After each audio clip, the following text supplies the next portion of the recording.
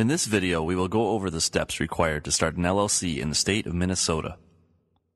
The first step required to form an LLC in any state is choosing a name for your LLC. Make sure that the name you wish to use isn't already being used by someone else. By clicking on Name Search here, you can search all registered names in Minnesota. Next, you need to nominate a registered agent for your LLC. The registered agent will receive all official correspondence for the LLC and must have a physical address in Minnesota. In Minnesota, an LLC may not act as its own agent.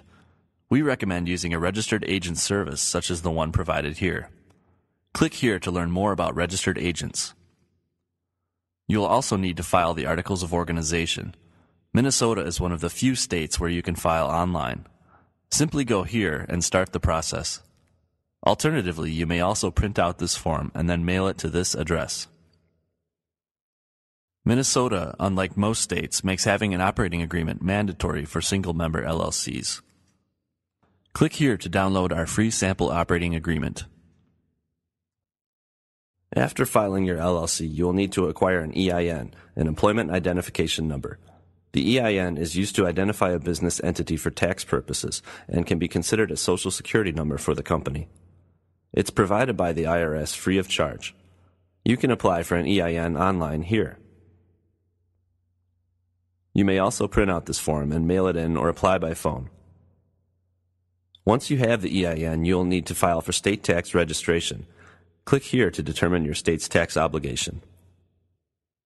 Depending on the type of business you are starting, you may also need to get the appropriate licenses and permits.